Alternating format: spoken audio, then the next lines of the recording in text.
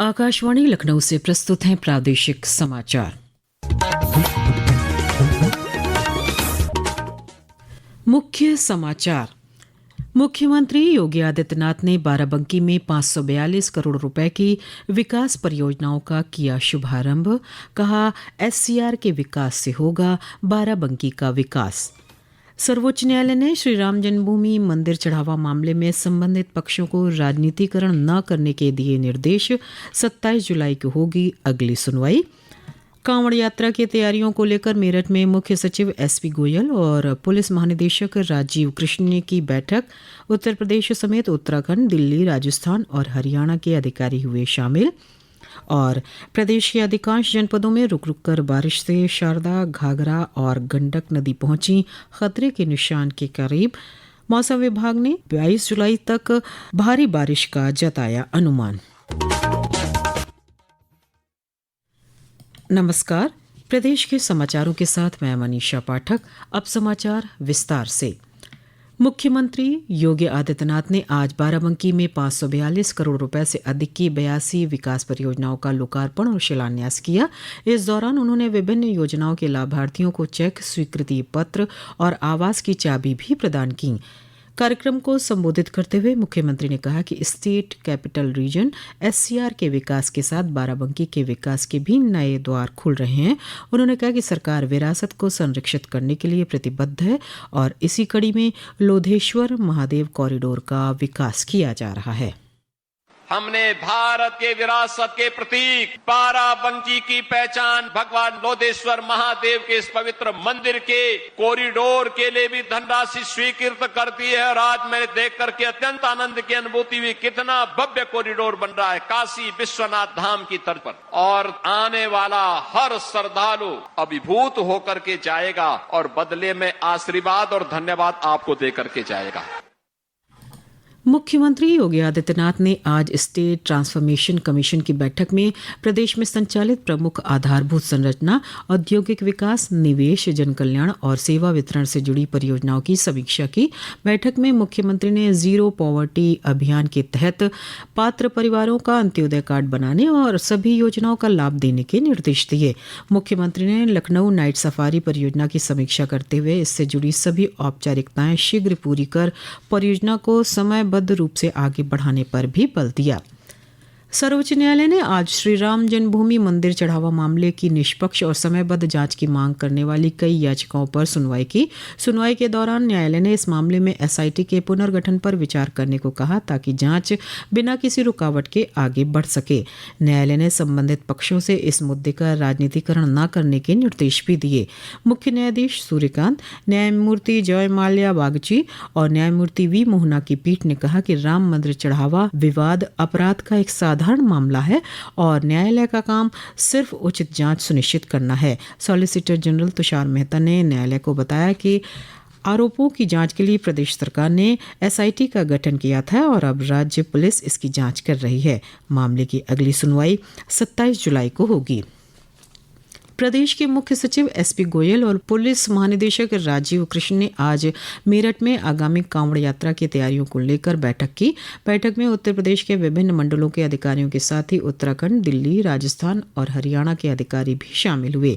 बैठक में कांवड़ यात्रा के दौरान सुरक्षा व्यवस्था, यातायात प्रबंधन, श्रद्धालुओं की सुविधाओं और संवेदनशील स्थानों सहित सभी प्रमुख बिंदुओं पर चर्चा की गई। डीजीपी राजीव कृष्ण ने बताया कि कांवड़ यात्रा को लेकर सुप्रीम कोर्ट के निर्देशों और सरकार के तय नियमों का पालन करते हुए कांवड़ की ऊंचाई, डीजे की आवाज और समेत अन्य पहलुओं को लेकर विशेष सतर्कता बरती जाएगी। इस बार भी जो शासन के माननीय सुप्रीम कोर्ट के जो निर्देश हैं, कांवड़ की हाइट, कांवड़ के वॉल्यूम लेवल, डेसिबल और इस साल के कुछ नए चैलेंजेस हैं, नई व्यवस्थाएं हैं। साथ ही साथ कांवड़ के श्रद्धालु हैं, उनको भी एक व्यवस्था के तहत उनके लिए ट्रैफिक का पूरा प्लान बनाया गया है। उस ट्रैफिक के प्लान को आपके माध्यम से, समाचार पत्रों के माध्यम से समय पर सभी को अवगत कराया जाएगा, जिससे कि पहले से जानकारी रहे कि कांवड़ के मार्ग हैं वो क्या रहेंगे। हमारा प्रयास यही है कि सबके साथ संवाद रहे, लेकिन साथ ही साथ अव्यवस्था न हो। भारतीय प्रौद्योगिकी संस्थान आईआईटी कानपुर ग्रीन हाइड्रोजन के क्षेत्र में अनुसंधान और नवाचार को बढ़ावा देने की दिशा में महत्वपूर्ण भूमिका निभाएगा। संस्थान के निदेशक प्रोफेसर मणीन्द्र अग्रवाल ने बताया कि उत्तर प्रदेश ग्रीन हाइड्रोजन नीति 2024 के तहत आईआईटी कानपुर में ग्रीन हाइड्रोजन पर नवाचार और एकीकृत green hydrogen centre for excellence ecosystem Ecogen की स्थापना की जाएगी। इस प्रोजेक्ट के माध्यम से ग्रीन हाइड्रोजन के उत्पादन से लेकर भंडारण, परिवहन, उपयोग और विभिन्न प्रणालियों के एकीकरण आदि को प्रोत्साहित किया जाएगा। ये समाचार आप आकाशवाणी लखनऊ से सुन रहे हैं। ताज़ा समाचार जानने के लिए आप हमारी वेबसाइट newsonair.gov.in पर लॉगिन कर सकते हैं।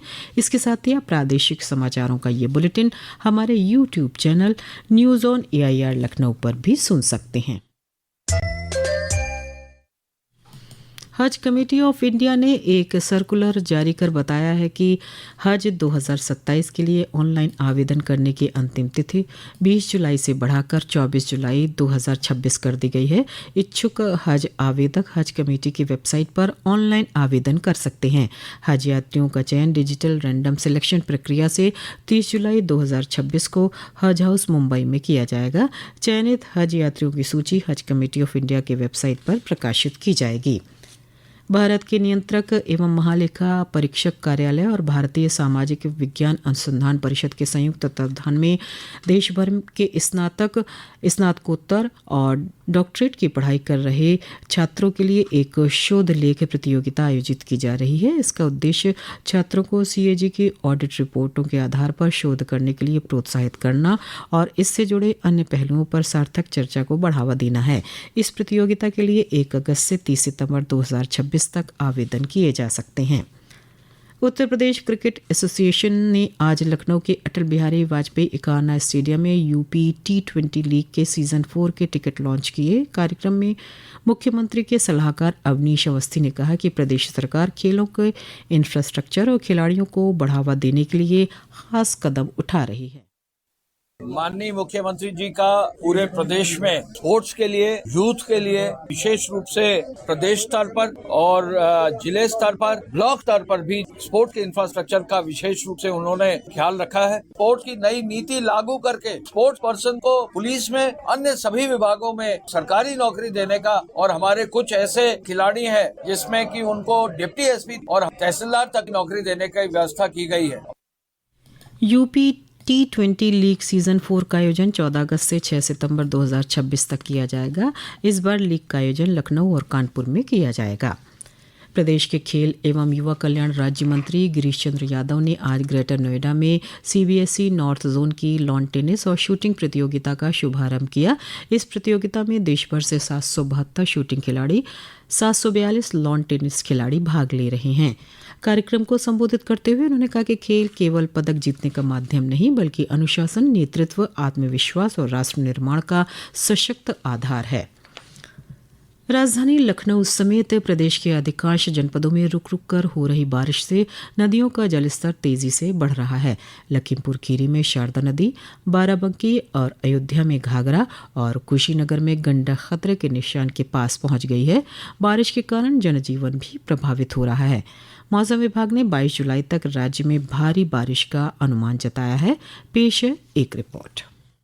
मुजफ्फरनगर जिले में भारी बारिश के कारण एक पुरानी इमारत गिरने से 4 बच्चों समेत 5 लोगों की मौत हो गई। 5 अन्य लोग घायल हो गए और उन्हें इलाज के लिए अस्पताल में भर्ती कराया गया है। संत कबीर नगर जिले में भी एक पुराना मंदिर गिर गया। हालांकि इस घटना में किसी के हताहत होने या घायल होने की खबर नहीं है। भारी बारिश ने राज्य की राजधानी लखनऊ समेत कई जिलों में आम जनजीवन को प्रभावित किया है। कई इलाकों में जलभराव और ट्रैफिक जाम के हालात बन गए। मौसम विभाग ने राज्य के कई जिलों के लिए ऑरेंज अलर्ट जारी किया है और कहा है कि मौजूदा मौसम की स्थिति अगले 3 दिनों तक बनी रहने की संभावना है। अगले 24 घंटों में तराई के इलाके और बुंदेलखंड के कुछ हिस्सों में भारी बारिश होने की उम्मीद है। सुशील चंद्र तिवारी, आकाशवाणी समाचार, लखनऊ।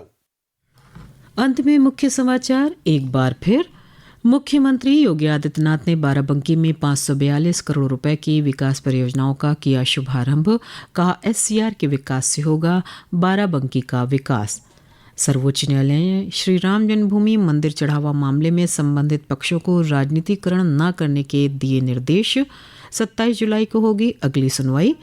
कांवड़ यात्रा की तैयारियों को लेकर मेरठ में मुख्य सचिव एसपी गोयल और पुलिस महानिदेशक राजीव कृष्ण की बैठक। उत्तर प्रदेश समेत उत्तराखंड, दिल्ली, राजस्थान और हरियाणा के अधिकारी हुए शामिल और प्रदेश के अधिकांश जनपदों में रुक रुक कर बारिश से शारदा, घाघरा और गंडक नदी पहुंची खतरे के निशान के करीब।